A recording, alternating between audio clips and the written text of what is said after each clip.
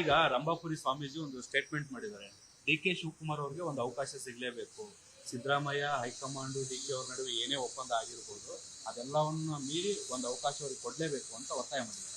ಈಗ ಅವರು ವೈಯಕ್ತಿಕವಾದಂಥ ಬ್ಲೆಸ್ಸಿಂಗ್ ಮಾಡೋದಾಗಲಿ, ಅಭಿಪ್ರಾಯ ಪಡೋದಾಗಲಿ, ಅಥವಾ ಏನಾದ್ರೂ ಎಕ್ಸ್ಪ್ರೆಸ್ ಮಾಡೋದಾಗಲಿ, ಅದು ಎವರಿಬಡಿ ಪ್ರತಿಯೊಬ್ಬರಿಗೂ ಅವ್ರದ್ದೇ ಆದಂಥ ವೈಯಕ್ತಿಕವಾದಂಥ ರೈಟ್ಸ್ ಇರುತ್ತೆ, ಅದು ಹೇಳಿರ್ತಾರೆ.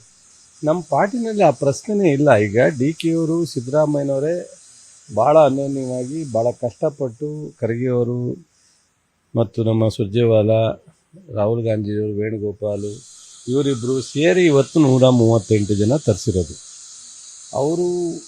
ನಾನು ಅವ್ರ ಜೊತೆಯಲ್ಲಿ 2 ವರ್ಷ ತುಂಬಿದೆ ಕ್ಯಾಬಿನೆಟಲ್ಲಿ. ಪ್ರತಿ ಹಂತದಲ್ಲೂ ಸಹ ಅವರಿಬ್ಬರೂ ಮತ್ತೆ ನಾವು ಗೌರ್ಮೆಂಟನ್ನು ತರಬೇಕು, ಜನಪರವಾಗಿ ಕೆಲಸ ಮಾಡಬೇಕು ಅನ್ನೋ ಆಸಕ್ತಿಯಿಂದ ಇಬ್ಬರೂ ಅನ್ಯೋನ್ಯವಾಗಿ ಕೆಲಸ ಮಾಡ್ತಾಯಿದ್ದಾರೆ. ಆಲ್ಮೋಸ್ಟ್ ಅದು ಏನೇ ತೀರ್ಮಾನ ಆದ್ರೂ ನಮ್ಮ ಹೈಕಮಾಂಡ್ ಜೊತೆ ಕೂತ್ಕೊಂಡು ಇಬ್ಬರೂ ತೀರ್ಮಾನ ಮಾಡ್ಕೊಳ್ಳೋತ ಅವ್ರಿಗೆ ಒಂದು ರಿಲೇಷನ್ಶಿಪ್ನ ಇಟ್ಕೊಂಡಿದ್ದಾರೆ. ನೀವು ಮೀಡಿಯಾದವ್ರಿಗೆ ಅದು ಏನು ಆ ಥರನೋ ನನಗೆ ಗೊತ್ತಿಲ್ಲ. ಈಗ ಹಿಂದಿನಿಂದನೂ ನಾವು ನೋಡ್ತಾ ಇದ್ದೀವಿ, ಸ್ವಾಮೀಜಿಯವರಿಗೆ ನೀವು ಯಾಕೆ ಹೇಳಿದ್ರಿ ಅಂತ ನಾವು ಕೇಳೋಕ್ಕಾಗತ್ತಾ, ಅಥವಾ ಡಿ.ಕೆ. ಅವರು ಹೇಳ್ಬೇಡ ಅಂತ ಹೇಳೋಕ್ಕಾಗತ್ತಾ, ಸಿದ್ದರಾಮಯ್ಯನವರು ಯಾಕೆ ಅಂತ ಹಿಂದೆ ಯಾರೋ ಒಂದ್ಸಲ ಹೇಳಿದಾಗ ಸಿದ್ದರಾಮಯ್ಯನವರು ಹೇಳಿದ್ರಲ್ಲ ಅವ್ರ ಇಚ್ಛೆದು, ಅವ್ರ ಅಭಿಪ್ರಾಯ ಅಂತ. ಹಂಗೆ ಸ್ವಾಮೀಜಿಯವರಿಗೆ ಭಾವನಾತ್ಮಕವಾದಂಥ ಒಂದು ಗೌರವ ನಮ್ಮ ಭಾರತ ದೇಶದಲ್ಲಿ, ನಮ್ಮ ರಾಜ್ಯದಲ್ಲಿ ಇದೆ. ಅದ್ರ ಬಗ್ಗೆ ಚರ್ಚೆಗೆ ಹೋಗುವಂಥ ಅದು ಬೇಡ.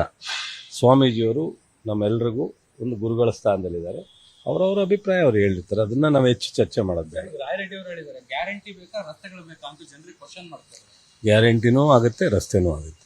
ನನಗೆ ಅದು ಯಾಕೆ ಹೇಳಿದ್ರು, ನಾನು ಅದು ಯಾಕೆ ಹೇಳಿದಾರೋ ಗೊತ್ತಿಲ್ಲ. ಈಗಲೂ ಮೊನ್ನೆ ಪ್ರತಿಯೊಬ್ಬ MLAಗೂ 50 ಕೋಟಿ ಕೊಟ್ಟಿದ್ದಾರೆ. ಅದಲ್ಲದೆ ಇಲಾಖೆನಲ್ಲಿ ಏನಾಗುತ್ತೆ ಅದನ್ನು ಕೊಟ್ಟಿದ್ದಾರೆ. RDPR ಅಲ್ಲಿ 38 ಕಿಲೋಮೀಟ್ರ್ ಕೊಟ್ಟಿದ್ದಾರೆ. PWDನಲ್ಲೂ ಆ್ಯಕ್ಷನ್ ಪ್ಲ್ಯಾನಲ್ಲಿ ಸೇರುತ್ತೆ. ನನಗೆ ಗೊತ್ತಿಲ್ಲ ಸೀನಿಯರ್ MLA ಇದ್ದಾರೆ ಅವರು ಯಾಕೆ ಹೇಳಿದ್ರು ಅಂತ. ನಾನು ಏನೇ ಮಂತ್ರಿ ಆದರೂ ನನಗೂ ಒಂದು ತಾಲೂಕಿದೆ, ನಾನು ಅಲ್ಲಿ MLA ಇದ್ದೀನಿ. ತಾಲೂಕಿನಲ್ಲಿ ಅಭಿವೃದ್ಧಿನೂ ಆಗ್ತಾ ಇದೆ, ಬಟ್ ಗ್ಯಾರಂಟಿನೂ ಇದೆ. ಬಟ್ ಫೈನಲಿ ಅವರವ್ರ MLAಗಳಿಗೆ CM ಹತ್ರ DCM ಹತ್ರ ಮಾತಾಡ್ಕೊಂಡು ಮಾಡಲಿಕ್ಕೆ ಅವಕಾಶ ಇದೆ. ಬಟ್ ಅವರು ಯಾಕೆ ಹೇಳಿದ್ರು ಅಂತ ಅವರೆಲ್ಲ ಸೀನಿಯರ್ MLA ಅವರಿದ್ದರಿಂದ ಅವ್ರ ಬಗ್ಗೆ ನಾನು ಮಾಡಲಿಕ್ಕೆ ಹೋಗಲ್ಲ. ಜನ ಕೇಳೋದು ಗ್ಯಾರಂಟಿ ಬೇಕು, ನಮಗೆ ರಸ್ತೆ ಬೇಡ ಅನ್ನಲ್ಲ, ರಸ್ತೆನೂ ಬೇಕು, ಗ್ಯಾರಂಟಿನೂ. ಈ ಗೊಂದಲನೇ ಇಲ್ಲ. ಅವರು ಒಂದ್ಸಲಿ 2 ವರ್ಷಕ್ಕೆ ಸರ್ಕಾರದ ಕಾರ್ಯಕ್ರಮಗಳ ಬಗ್ಗೆ ರಿವ್ಯೂ ಮಾಡ್ತಾ ಇದ್ದಾರೆ. ಮುಂದೆ ಏನಾದ್ರು ಅವರು ಇನ್ಸ್ಟ್ರಕ್ಷನ್ನು ಅಥವಾ AICC ಇಂದ ಅಥವಾ ನಮ್ಮ ಸೀನಿಯರ್ ಲೀಡ್ರಿಂದ ಗೌರ್ಮೆಂಟ್ಗೆ ಡೈರೆಕ್ಷನ್ ಕೊಡುವಂಥದ್ದು ಏನಾದ್ರು ಇದ್ರೆ ಅವ್ರಿಗೆ ಈ ಎಲ್ಲ ಅಭಿಪ್ರಾಯದ ಕ್ರೋಢೀಕರಿಸಿ ಒಂದು ಕೊಡ್ಲಿಕ್ಕೆ ಅನುಕೂಲ ಆಗುತ್ತೆ. ಅದಕ್ಕೋಸ್ಕರ ಬಂದಿರೋದು, ಗೊಂದಲಕ್ಕೆ ಬರೆಯಸಕ್ಕಲ್ಲ. ನಾವು ಕ್ಯಾಶುವಲಿ ಬಂದಿದ್ದೀವಿ, ಯಾರು ಸಿಕ್ಕಿದ್ರೆ ಭೇಟಿ ಮಾಡ್ತೀವಿ. ನಾನು ಡಿಪಾರ್ಟ್ಮೆಂಟ್ ಪರ್ಪಸ್ಲಿ ಬಂದಿರೋದು ಡಿಪಾರ್ಟ್ಮೆಂಟು. ಸೊ ನನಗೆ ICAR ಮೀಟಿಂಗ್ ಇದೆ.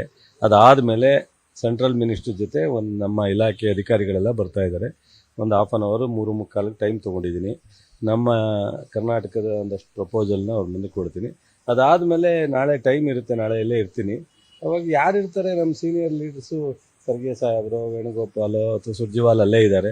ಒಂದು ಸ್ವಲ್ಪ ಸಾರ್ವಜನಿಕ ಭೇಟಿ ಅಷ್ಟೇ, ನಂದೇನಿದೆ. ನಾನು